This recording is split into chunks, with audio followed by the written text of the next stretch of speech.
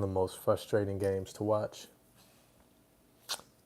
This was one of those games where I sat back and tried to give the benefit of the doubt. And I said, there's no way maybe lets this lead disintegrate like this without making an adjustment. Now, I can understand if the other guy to have used as another option weren't playing well.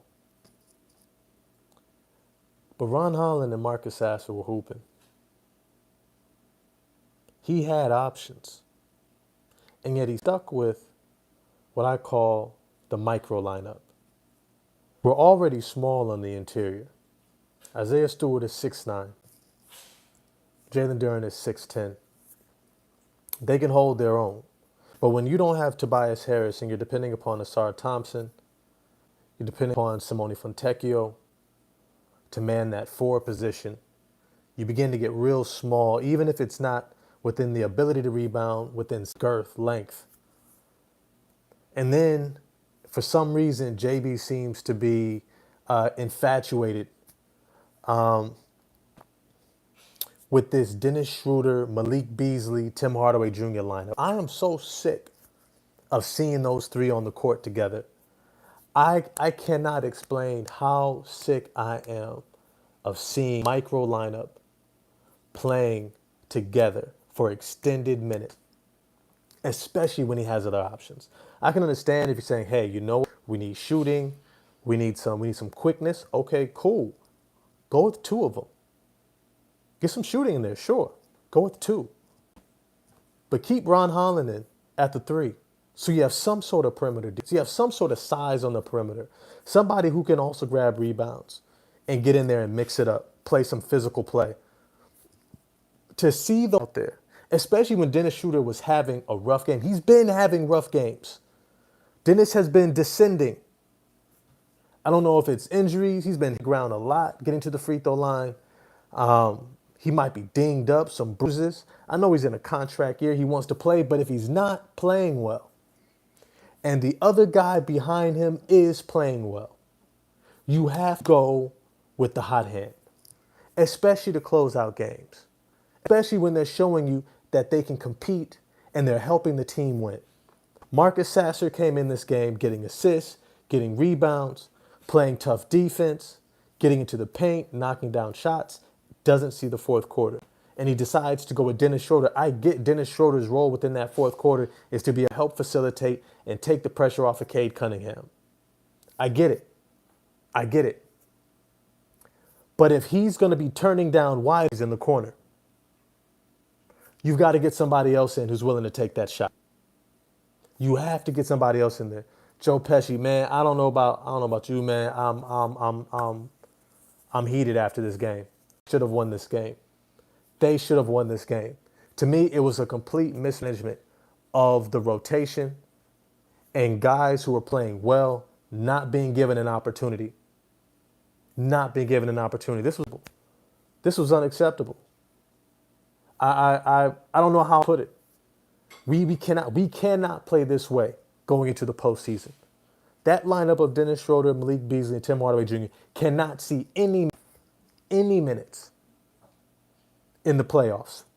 And I don't even want to see Marcus Sasser, Malik Beasley, and Tim Hardaway Jr. Malik Beasley and Tim Hardaway Jr. should never be paired together as the wings. Now, if you have Cade playing the 3 alongside Asar Thompson at the 4 or Tobias Harris at the 4, and you maintain some level of size on that perimeter, okay. Cade is going to run the point. Okay, you can make it work. But if you're going to go with a 6'3", Tim Hardaway Jr. with shoes, it's like 6'3 and a half. 6'3 and a half without shoes. If you're going to be 6'3 and a half without shoes, you cannot play small forward. Not against Zach LaVine and DeMar DeRozan. DeMar DeRozan is about 230 pounds. Grown man strength. He's over 30. He's putting, if you have Cade on him, he could have posted up Tobias Harris at 6'9". That's how strong he is. And now you have 6'1" Dennis Schroeder or 6'2" and 6'3 and a half Tim Hardaway Jr. guarding him. It made no sense. And then you have 6'6", 6'7" Zach LaVine, who's quick, athletic, has a high release point, and you're guarding with 6'3", 6'2", and 6'1". No wonder they got off. No wonder they were able to get hot. No wonder they had a fantastic game. Let me just use these numbers, man. DeMar DeRozan shot 14 of 26, 53, almost 54% from the field. Got to the free throw line 10 times, had 10 free throw attempts. Zach LaVine shot 16 of 28 from the field. Percent. And you stayed with 6'3", 6'2", and 6'1". That to me was absurd, especially when you had Ron Holland, who was giving you good minutes. Look, I understand last game Ron Holland was struggling. I saw it. I saw he was right there. The rebound was right there of him. It's falling off the rim. He never takes a step towards it, doesn't leap to get the rebound, and lets a player come around him and knock the ball out. I get it. I get why you were frustrated with them. But you were putting in Ron Holland behind Asar Thompson for a reason, because you need to maintain the pace and the flow, pushing the pace up and down the court. And that's what Ron Holland does for you. Did you see how many times Ron Holland accelerated in this game and there was no Tim Hardaway Jr. running with him? There was no Malik Beasley running. There was no Dennis Schroeder running with him. This was a game where Ron Holland playing his role maximally. He was giving you what you needed, and you were supposed to ride that. You were supposed to ride Ron Holland on the perimeter, especially when you were without Tobias Harris, especially when Duren is in foul trouble, especially when Asar Thompson was in foul trouble.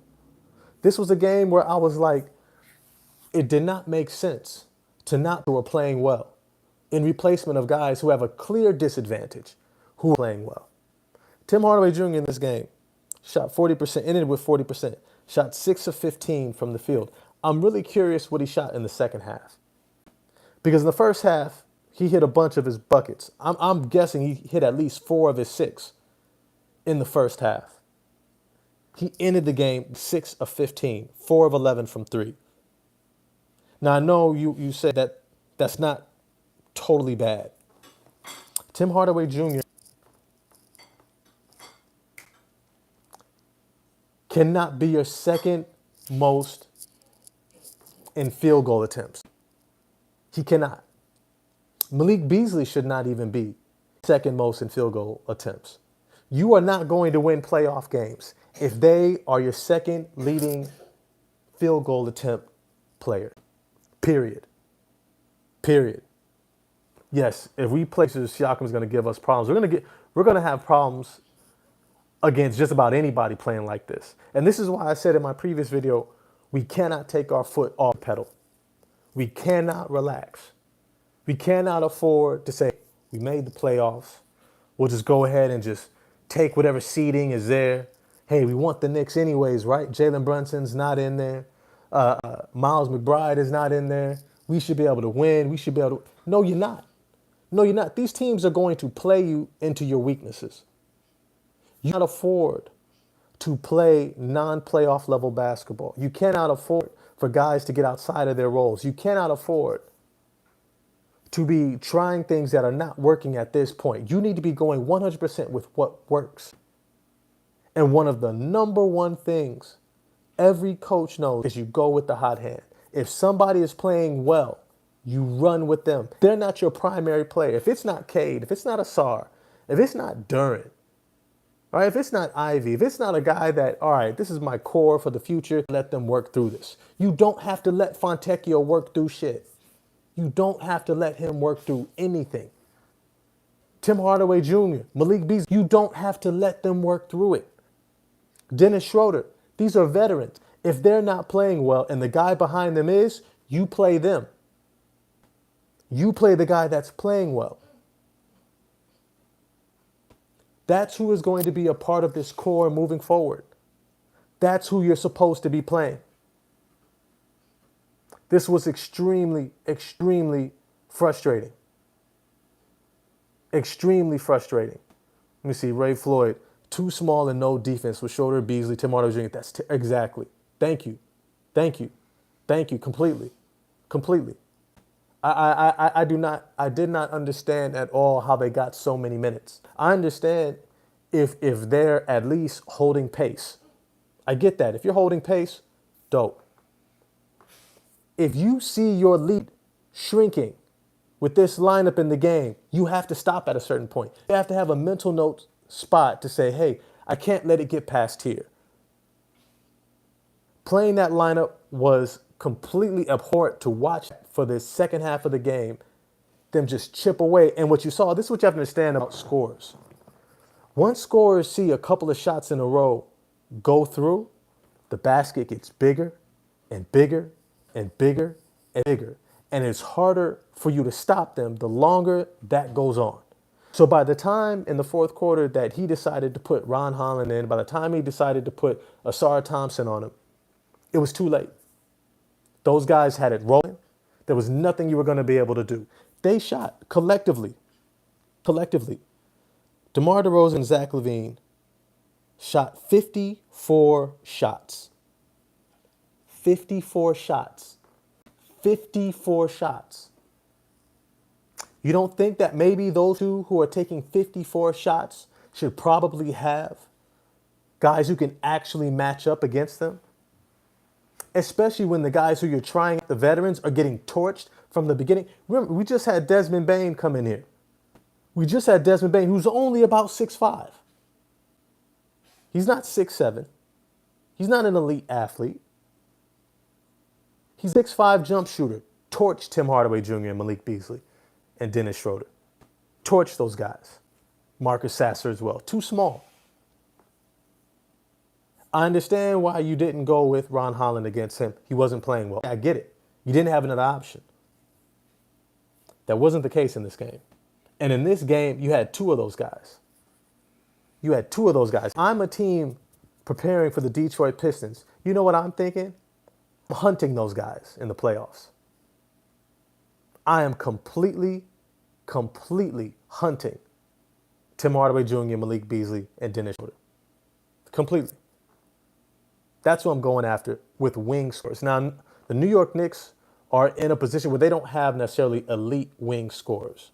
OG Anunoby, Mikal Bridges are not elite wing scorers in terms of ISO one-on-one play. But then again, Desmond Bane showed you if you have a scorer who can shoot over the top, there's nothing those guys can do. Mikal Bridges is one of those guys. There's nothing they can do with him. If I'm Thibodeau, I mean, fortunately, he's not an offensive-minded coach, but he might have somebody on his bench who is. And who says, you know what? We're going to devise a scheme to pick on those guys. Ray Floyd, too small, no defense, shorter Beasley. Yeah, it's terrible. Ray Floyd, if we play the Pacers in the playoffs, Siakam's problems completely. But he gives everybody problems. But I'm not concerned. Tobias Harris should be back over the next couple of games. He should be back. Get himself ready for the playoffs. I will be concerned if he does not come back by the time we get to Milwaukee in the back-to-back, New York and Milwaukee. I will be concerned if he's not back by then.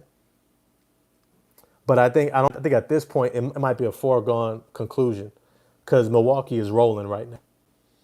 I don't think that they lose enough for us to catch them and get to that fifth seed. So I think we're stuck in that sixth seed. But more than anything else, I want us playing well.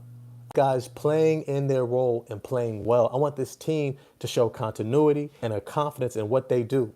That second half, Cade Cunningham got caught up in doing the Cade Cunningham thing, where he gets rolling and he's scoring a bunch in a row, but he doesn't realize he's also taking his teammates out of the game in terms of their rhythm. Unless he's planning on being that guy who can bring us on home through the whole second half and through a whole fourth quarter, you have to make sure you're playing within the flow of the offense so that other guys don't fall behind. Because the moment he came out the game, nobody else had it going. Nobody else had it going. And then when he came back in the game, no one else could finish out and close out the game with him. We don't have Jaden Ivey. When we get Jaden Ivey back, those two in tandem can go blow for anybody. Completely. They've already shown that, right? Jaden Ivey was able to take down Sacramento. He's already shown that he could be that guy. But in this game, the Pistons as a team did not play well. Jalen Duren got lost in the sauce out there. He got lost. He's getting turned around, bad fouls. JB allowing Jalen Duren to get 3 fouls in 4 minutes. Three. He got the first two. You should have pulled him out. You'd have stopped him at 3 fouls, save him for the fourth quarter, and then he would add the fourth, fifth, and sixth foul to go in the fourth quarter. Could have got himself going. Chance to recollect himself, get locked in. Instead, you let him get his fourth. Okay, that was a mistake. Asar Thompson, you almost let him get his fourth and third. Fortunately, he didn't. He played more, and then you got him out of there. But then he went with the small lineup. He went almost just as much. Because then you now had Cade Cunningham at the 4 next to Isaiah Stewart. And that was just way too small. We got overpowered. They shot over the top. They out-rebounded us. We've got to switch it up. JB, you have to do better. Dwayne Pritchett, I wish we never picked Dennis Schroeder up. Never wants to key on Malik Beasley, take his jump shot away. He's a liability. We just don't have enough consistent offense. Fontecchio, Holland. You know what it is? We got away from playing Detroit basketball.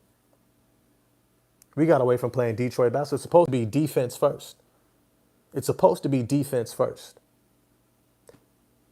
You cannot, and this was the most aggressive lineup that we saw out there.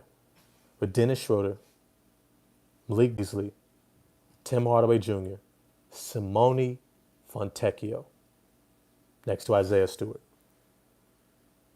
You had Fontecchio, Tim Hardaway Jr., Malik Beasley, and Dennis Schroeder, and then eventually Marcus Hassan. That was probably the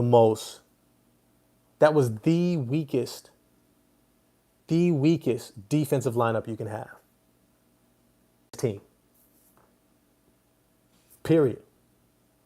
Out if you put Duren in instead of Stewart. And you wondered why the shooters got hot. Sacramento went on a run, and we were never able to get it back. By the time you brought back in perimeter defenders, it was too late. Zach LaVine had it rolling, hit 4 threes in a row, and it was a wrap. DeMar DeRozan closed you out. See, Tony Headhunter was good, man. Guys are not playing defense at all. Lousy. Guys are overall playing lousy, disappointing. Yeah, I stopped watching for a minute. Completely, bro. I'm right there with you, Tony. Like, for real. I wanted to turn the game off in the fourth quarter. I was like, this is not Detroit basketball. This is not what I signed up to watch. This is not what I want to watch. You're going to put up a lineup of Simone, Tim Hardaway Jr., Malik Beasley. If that's the lineup you want to throw out there, I tell you what, let me turn it off because I know what's going to happen. That's a shit show. That's a shit show. That's the definition of a shit show. Nobody wants to watch that. Nobody wants to watch Simone Fontecchio, whose jump shot has abandoned, and he's playing without the confidence to knock it down. You can see him hesitating. Nobody wants to see Tim Hardaway Jr. jack up 30-footers as if he's Klay Thompson, right? At least be hot when you jack it up. You were like, you hit 1-3. I want to say 1-3 in the second half. You ended with 4 of 11 3-point line. And you take a catch and shoot on the move in transition. 5 seconds into the shot clock, barely crossing half court. You're going to pull it from 30 feet out. Who do you think you are, bro? Tim Hardaway Jr., you have never been that guy. Ever. Look, if you're hot, get it. You have a hot hand. Let it go. Okay, I get it. We've all hooped. We've all played ball. You get hot. Hey, you just let that thing man, I'm hot. The basket is this big. You're in Zach LaVine's world. Bruh.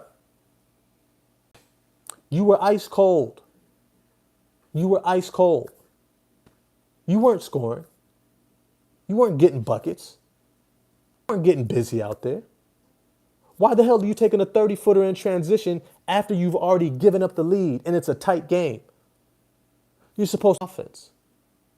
Trusting your teammates, moving the ball, without the ball, hard cuts, coming to the ball, ready to shoot. That's your offense. Gave the ball right back to them. They scored again. Now, instead of being up by 1, they're up by, I believe it was 3 or 4. And then they just kept going from there. Terrible shot. Dwayne Pritchard. Let's try the two big line. I know, just to see if it works. Winging, I'm not sure what winging. Dominated on the boards, and you go smaller. What's wrong with this guy? Yeah, no, completely. Sacramento dominated on the boards. It made no sense to go small, with that lineup. Made absolutely no sense. See, here's the thing: if you want shooting and you want pace, you can have both, but you have to make sure you balance the lineups. You have to balance the lineups. Look, if you want to, and here's the thing, and this is what I started off this video with. Ron Holland and Marcus Sasser were hooping. They were hooping, and they never got a shot in that second half, in that fourth quarter. You didn't give them a shot. Well, Ron Holland got in the fourth quarter. He wasn't in the third quarter when they lost the lead, and you were going with Simone Fontecchio, Tim Hardaway, and Malik Beasley, and Dennis Schroeder. That was when he should have been in the game. And I keep saying this over and over. I don't know it. Malik Beasley and Tim Hardaway Jr. should never be a wing unit, ever, ever, ever. I know I'm repeating myself. I'm gonna get to these comments down here. They should be pissed at themselves. Yeah, JB needs to be right there at the podium and be like, "This was on me. It was on me." The lineups and rotations, I've got to do better. We're going into the playoffs. I can't let Jalen Duren get 3 fouls in 4 minutes to begin the second half. He only had one, ended with 4. I should have taken him out. Hey, we needed perimeter defenders who had eyes. I can't have Malik Beasley and Tim Hardaway Jr. as the primary wing defenders. I should have had Ron Holland in there, who was playing really well for you. Ron Holland was a +8. Marcus Sasser was a +8 in this game. Ron Holland had 5 points, 4 rebounds. 4 rebounds in 18 minutes. 1 assist, 1 steal. Hit his free throw, 2 of 3 from the field. Played excellent minutes. Only had 15. Marcus Sasser, great minutes. 8 points, 1 rebound, 3 assists, 0 turnovers. +8. Played 10 minutes. And then you gave minutes to Dennis Schroeder. You gave 32 minutes to Dennis Schroeder, who shot only 1 of 4. He wasn't even being aggressive. That should have told you where he was at. He didn't have that pop. He didn't look like he was trying to get down. He looked passive. He kept passing up shots. And you gave him 32 minutes. That was the running mate. That was the shot creator you put next to Cade Cunningham. Dennis Schroeder was a -19, had this minus on the team. Egregious. I couldn't believe what I was watching, especially when someone else was playing well who played behind him. Dennis Schroeder should have stopped in this game somewhere around 18 to 20 minutes. Dennis Schroeder should have had those other 10 to 12 minutes at least. I think if Marcus Sasser has those other 10 to 12 minutes, I think is Marcus Sasser at least get another 4 to 6 points, about 2 assists, and for sure, he's knocking down that 3-point shot in the corner. He's not passing it up. Teams have to respect him on the perimeter. They have to. Let me get to some of these other points here. Yeah, Tony Headhunter. Yep. In is matchup. Guys better get right or they will get embarrassed in the playoffs. I told you that. If the Detroit Pistons are playing bad heading into the playoffs, they will get swept. In a game where Asar Thompson, and I know he's a young guy still, he doesn't know better. He's still complaining after every call, putting his hands up. Bro, you have not accomplished anything yet in this league. Cade Cunningham is barely starting to get calls, and he made an all-star game. He's about to be second-team All-NBA. Asar Thompson, put your hands down and run and get back. Hey, how about this? Finish strong. Force them to call a foul. Not doing these little flip shots and trying to just toss the ball up at the rim as if they're supposed to let you. Just score the ball at the rim. If he thinks this is physical, wait until he gets against the New York Knicks in the playoffs. You know how physical OG Anunoby and Josh Hart be with him? They're about to move his light behind all over the court.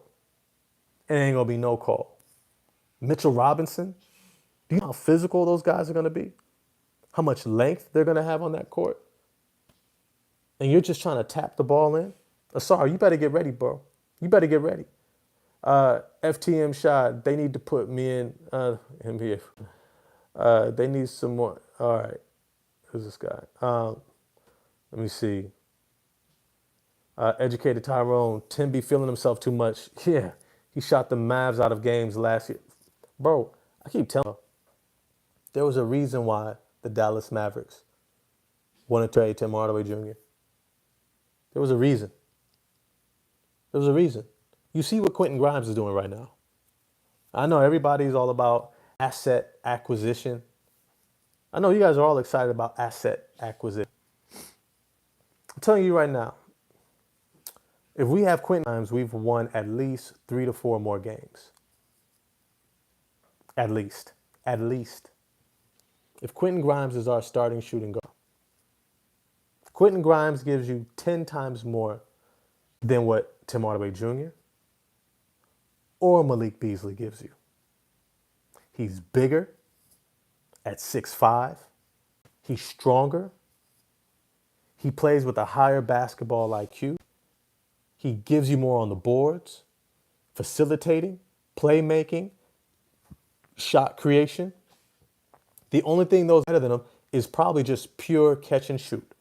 And I would say that Quentin Grimes is just good as Tim Hardaway Jr. at catching and shooting. Malik Beasley is just having a heater of a season. But probably when he comes back down to earth, Quentin Grimes is just... Some of you guys, this is so frustrating. I don't want to throw the whole season into this one game. But this is frustrating. We've got 3 games now left until the playoffs. And we're playing terrible. We're playing absolutely terrible. Tony, Pistons were up by 10. Then they started jacking up threes. Yeah. And this is why I said Marcus Sasser and Dennis Schroeder's roles need to be 100%. Just get into the paint. Put up, I want floaters. Get into the paint. Get into the teeth of the defense. Collapse the defense if you can. And if someone else opens up, hit the open guy. Or take the floater. I don't want an 18-foot pull-up. I don't want a 16-foot pull-up. I don't want any pull-up jump shot before that free throw line, especially if you're Dennis Schroeder and your shot's not dropping. Get into the paint. Get to that circle. Force them to guard you. Collapse the defense. You know why? Because you don't want Tim Hardaway Jr. creating his own shot. He's been in Atlanta, New York, Dallas. No one has wanted him creating his shot. That is not his strength. It's something if he develops, if he has going, he's doing his thing, sure. But Tim Hardaway Jr. creating his own shot, Malik Beasley creating his own shot, is not effective offense. Those guys were the second leading shot attempt players in this game. Both took 15 shots. Cade only took 21.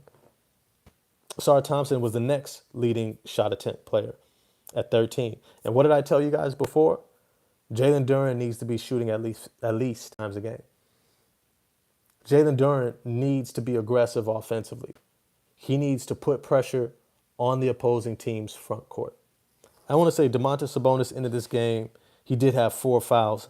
I don't know if those 4 fouls were on Jalen Duren. I don't think he was forced to have to guard Jalen Duren. All Jalen Duren was doing was just handing the ball off and setting the screen. Jalen Duren, if that's the player you're going to be, you're not very valuable. If you're going to be dribble handoff and lob threat, I'm going to be honest, they might draft somebody to take your spot. Or they'll be looking to sign someone to take your spot. You're not going to be a valuable player in this league if who you are. Somebody needs to give him that memo. His agent needs to give him that memo. He needs to be circling every single night. Who's guarding me? Sabonis is guarding me? I need to be looking for every opportunity I can to put pressure on him and score against him. Miles Turner is guarding. Look, if it's not Giannis or Brooke Lopez or Joel Embiid, you should be shooting at least 12 to 15 times a game. At least. And you're not. And all you're doing is these dribble handoffs. And our shooters don't have it going. You are a non factor. In fact, it is your ability to put the ball on the floor, create your own shot that opens up the game for everyone else, especially when Cade Cunningham is not in the game. Now, I will say it's telling that Cade Cunningham had 10 points in the first half, and we were leading up. And then in the second half, the team's missing shots. Our defense is not going. Next thing you know, Jalen Duren gets into foul trouble. He's out. Asar Thompson gets into foul trouble. All of a sudden, our defense is just plummeting. Sacramento starts doing well, and Cade Cunningham decides to take it upon himself to try to right the ship. Here's the thing. Cade Cunningham, I've said this before, is best suited when he is scoring within the flow of the offense. When he's in the flow of the offense, moving the ball around, passing to other guys, and then scoring after the secondary catch, whether it's in a post-up position, coming off a down screen, a curl, even a dribble handoff. When he's isoing for long stretches, look, I know he can get buckets. I know he can. But it's not good for this team because if these other guys get cold, there's no one else who's able to create their own shot. No one. No one. And this is something that, and I keep saying this, Detroit has to fix this going into the playoffs. How are they going to play? Not just your identity. We shouldn't be answering these questions at this point in time. This should be something that we are already rolling in right now. This is something that we should already be doing at a high level going into the playoffs. We got 3 games left. New York, Milwaukee twice. We should be playing our best basketball. Rotations should be set. Guys should already know who they are, what they're supposed to be doing. And they don't. And they don't. I gotta hop out of here. Yeah, JD, yeah, create your own shot or your minutes will get decreased. Facts. If you're not creating your own shot, you are not effective. Period. Period. But hey, I gotta get out of here. I gotta de-stress. I'm gonna get at y'all next time. Yeah, this is a totally disappointing loss. Totally disappointing loss. I'm gonna get at y'all next time. Peace.